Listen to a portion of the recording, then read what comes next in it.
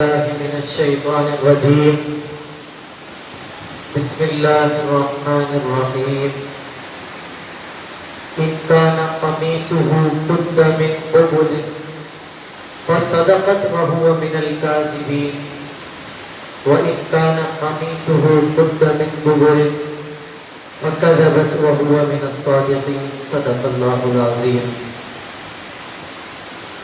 آج نماز تراویح میں سورہ یوسف کی تلاوت کی گئی ہے، تو اسی مناسبت سے آج کا ہمارا موضوع حضرت یوسف علیہ السلام کے بارے میں ہے،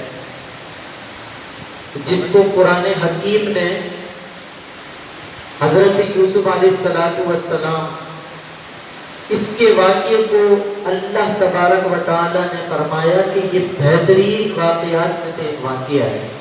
نحن نقص علیک احسن القصص۔ تو اس واقعے کو سمجھنے سے پہلے کچھ تمہید بیان کر دوں تاکہ آپ کو مختصراً سمجھ آ جائے۔ حضرت یوسف علیہ السلام نے خواب میں 11 ستاروں، ایک چاند اور ایک سورج کو دیکھا۔ دیکھتے کیا ہے کہ وہ تمام کے تمام حضرت یوسف علیہ السلام کو سجدہ کر رہے ہیں۔ یہ معاملہ حضرت یوسف نے اپنے والد ماجد حضرت یعقوب کو بیان فرمایا، تو حضرت یعقوب نے فرمایا کہ میرے لخت جگر، یہ واقعہ اور یہ خواب اپنے بھائیوں کو مت بتانا۔ حضرت یوسف علیہ السلام کو ملا کے 12 بھائی تھے، 12، اور حضرت یوسف کو ہٹا کے 11 بھائی تھے۔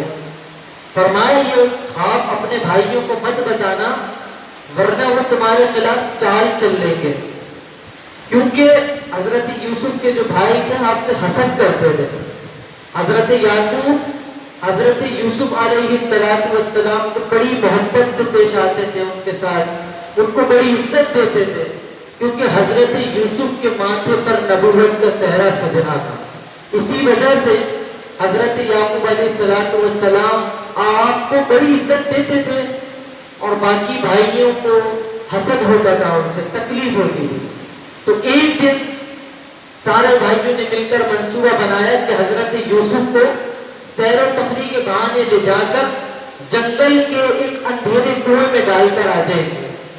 تو ان میں سے ایک بھائی نے حضرت یعقوب علیہ السلام سے اجازت طلب کری کہ ابا جان ہمیں اجازت دیجیے کہ ہم یوسف کو اپنے ساتھ گھمانے کے لیے لے کے جائیں۔ تو بالآخر انہوں نے حضرت یوسف کو لے کر گئے اور گھمانے اور سیر و تفریح کے بہانے انہیں ایک جنگل میں لے گئے اور آپ کو بڑا مارا اور ان کو زمین پر پٹکا حضرت یوسف کو، اور ایک اندھیرے کنویں میں آپ کو ڈال کر آ گئے اور آپ کی قمیص کو بکری کے خون میں لت پت کر دیا اور اپنے والد ماجد کے پاس لے کر چلے گئے روتے ہوئے کہ ابا جان یوسف کو تو بھیڑیے نے کھا لیا۔ یہ پورا واقعہ قرآن کا بیان کیا گیا، ہم نے آج تلاوت کی گئی اس کی نماز تراویح میں کہ ابا جان کہ یوسف کو بھیڑیے نے کھا لیا ہے۔ تو یہ انہوں نے جھوٹ گڑھ کر حضرت یعقوب کو بیان فرمایا، ان کو بولا۔ تو پھر اس کنویں کے پاس ایک مالک بن زار نامی جو یمن کو مدین میں رہتا تھا، وہ شخص اپنے باشندوں کے ساتھ اپنے قافلے والوں کے ساتھ پانی کی تلاش میں اس کنویں کے پاس آیا تاکہ پانی نکالے۔ جب اس نے ڈول کنویں میں ڈالا تو حضرت یوسف علیہ السلام نے ڈول پکڑ دیا اور اس مالک بن زار نے دیکھا کہ ایک بڑا ہی خوبصورت لڑکا کنویں میں ہے۔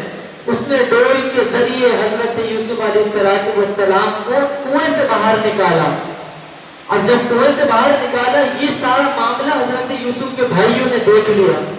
تو حضرت یوسف کے بھائیوں نے کہا کہ اے مالک بن زار کہ یہ تو ہمارا بھاگا ہوا غلام ہے، یعنی جھوٹ کہا، تم اگر اس کو خریدنا چاہتے ہو تو ہم اس کو سستے داموں میں بھیج دیں گے تمہیں۔ تو حضرت یوسف کو ان کے بھائیوں نے مالک بن زار کو صرف اور صرف 20 درہم میں آپ کو بھیج دیا۔ تو مالک بن زار نے آپ کو 20 درہم کے اندر خرید لیا، لیکن شرط یہ لگائی آپ کے بھائیوں نے ہم بیچ تو رہے ہیں مگر اس کو اس زمین سے، یعنی کنعان جگہ کا نام تھا، اس زمین سے اتنی دور لے جاؤ کہ اس کی خبر ہمارے کانوں تک نہ ہو، یعنی اتنی دور لے جاؤ تاکہ ابا جان کو بھی نہ پتہ چل جائے۔ ان کے دماغ میں یہ تھا۔ تو بالآخر مالک بن زار نے حضرت یوسف کو خریدا اور آپ کو بازار مصر لے گیا۔ اب جب بازار مصر لے گیا تو اس مالک بن زار نے ارادہ کیا کہ آپ کو فروخت کروں، اور اس ٹائم مصر میں دیان بن ولید نامی شخص کی بادشاہت تھی، اور اس کا ایک وزیر تھا جس کو مصر کے لوگ عزیز مصر کے نام سے جانتے تھے، اس کو اس عزیز مصر کے نام سے پکارتے تھے۔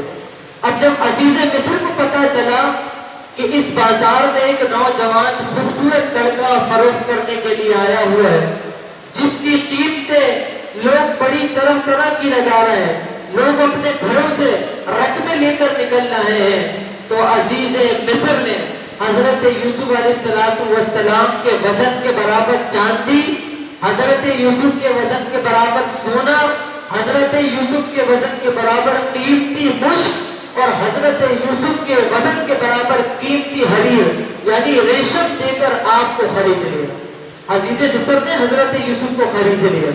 اب جب عزیز مصر نے حضرت یوسف کو خرید لیا، آپ اس کو اپنے گھر لے کر گئے، آپ ان کو اپنے گھر لے کر گئے اور اپنی بیوی زلیخا کو کہا کہ اے زلیخا، اس غلام کی بڑی عزت اور بڑی تعظیم کرنا، کیا ہم اس کو اپنے پاس رکھ لیں گے؟ اور قرآن میں یہ لفظ بھی ہے کہ ہم اس کو اپنا بیٹا بنا لیں گے۔ اب جب عزیز مصر نے گھر میں زلیخا کے حوالے کر دیا حضرت یوسف کو، تو حضرت یوسف کے حسن پر زلیخا فدا ہو گئی۔ اب حضرت یوسف کے حسن پر وہ دیوانی ہو گئی۔ ایک دن حضرت یوسف کے حسن میں دیوانی ہو کر اس نے بناؤ سنگار کیا اور حضرت یوسف کے پاس چلی گئی اور آپ پر لپکنے لگی، آپ کو لبھانے لگی۔ تو حضرت یوسف نے کہا کہ معاذ اللہ، میں اپنے مالک یعنی عزیز مصر کے احسان کو فراموش کر کے اس کے ساتھ خیانت نہیں کر سکتا، لیکن پھر بھی وہ حضرت یوسف پر لپکنے لگی۔ تو حضرت یوسف اس سے جان بچانے کے لیے بھاگنے لگے، تو حضرت زلیخا آپ کے پیچھے پیچھے بھاگنے لگی اور آپ کو اس نے پیچھے سے پکڑا تو آپ کا کرتا مبارک پھٹ گیا۔ پھر بھی حضرت یوسف بھاگنے لگے اور زلیخا آپ کے پیچھے پیچھے دوڑنے لگی۔ تو بالآخر حضرت یوسف محل کے صدر دروازہ یعنی مین گیٹ پر پہنچے اور اسی اسنا میں اسی وقت عزیز مصر گھر میں داخل ہو گیا۔ اب عزیز مصر نے معاملہ دیکھا تو زلیخا کہنے لگی کہ اے عزیز مصر، آپ اس کو جیل خانے میں بند کر دیں، آپ اس کو سخت سے سخت سزا دیں، کیونکہ اس نے میرے ساتھ زبردستی کرنے کی کوشش کری ہے، جھوٹ بولا اس نے کہ میرے ساتھ برائی کرنے کی کوشش کری ہے۔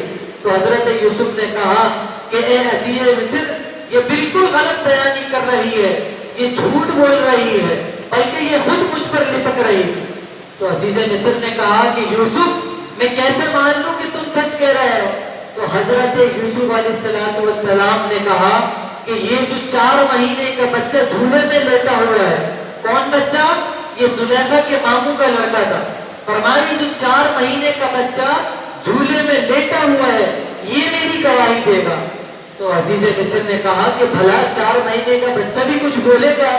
تو حضرت یوسف نے کہا کہ اللہ عز و جل ضرور بھی ضرور میری بے گناہی کی شہادت کی گواہی اس بچے سے دلوائے گا۔ اب عزیز مصر نے اس بچے سے پوچھا کہ معاملہ کیا ہے؟ تو بچے نے بآواز بلند فصیح زبان میں قرآن کریم نے اس کو بیان کیا کہ ان کان قمیصہ قد من قبل فصدقت وهو من الكاذبین۔ اس بچے نے کہا کہ اگر قمیص آگے سے پھٹی ہوئی ہے تو سمجھ لو کہ زلیخا سچ کہہ رہی ہے اور یہ جو یوسف ہے یہ غلط بول رہے ہیں۔ وَإِن كَانَ قَمِيصُهُ قُدَّ مِن دُبُرٍ فَكَذَبَتْ وَهُوَ مِنَ الصَّادِقِينَ۔ اور اس بچے نے کہا کہ اگر قمیص پیچھے سے پٹی ہوئی ہے تو سمجھ لینا کہ یہ جو زلیخا ہے یہ جھوٹ بول رہی ہے اور یہ جو یوسف ہے یہ سچ بول رہے ہیں. فلما رأى قمیصه قد من دبر قال انه من کیدکن. اب جب عزیز مصر نے بچے کا بیان سنا تو عزیز مصر نے حضرت یوسف علیہ السلام کی قمیص کو دیکھا. جب دیکھا تو قمیص پیچھے سے پٹی ہوئی تھی. تو حضرت یوسف علیہ السلام کی بے گناہی ظاہر ہوئی. اس 4 مہینے کے بچے نے گواہی دی. تو وہ عزیز مصر نے کہا کہ اے زلیخا یہ تیرا مکر و فریب ہے اور یہ تیری چال ہے اور تیرا مکر و فریب بہت بڑا ہے. تو عزیز مصر نے حضرت یوسف کو کہا کہ اے یوسف آپ اس سے اعراض کیجئے. اور زلیخا کو کہا اے زلیخا تو اپنے گناہ پر اللہ رب العزت سے معافی مانگ، بے شک تو نے بہت بڑی خطا کی ہے. اب دیکھنا کیا ہے، پتہ یہ چلتا ہے کہ جب حضرت یوسف علیہ السلام نے سچ بولا، حضرت یوسف سچ پر قائم تھے، تو ایک 4 مہینے کے بچے سے اللہ تبارک و تعالی نے گواہی دلوائی. اب دیکھیے کہ 4 مہینے کا بچہ عموماً بولتا نہیں ہے، لیکن اللہ تبارک و تعالی کی ذات ہر چیز پر قادر ہے. اللہ نے اپنے پیارے محبوب حضرت یوسف علیہ السلام کی بے گناہی کو ثابت کرنا تھا تو 4 مہینے کے بچے کے اندر قوت گویائی پیدا فرما دی اور 4 مہینے کا بچہ بولنے پر قادر ہو گیا. اب ہمیں یہ سیکھنا ہے، یہ سبق حاصل کرنا ہے کہ اگر ہم اپنی زندگی میں سچ کو معیار بنا لیں، اگر ہم اپنی زندگی میں سچ بولنا سیکھ لیں، سچ کے ذریعے جیے، سچ بول کر مریں، تو اللہ تبارک و تعالی کی ذات ہمارے لیے غیر سے مدد فرمائے گی، جس طرح حضرت یوسف علیہ السلام کی مدد فرمائی ہے.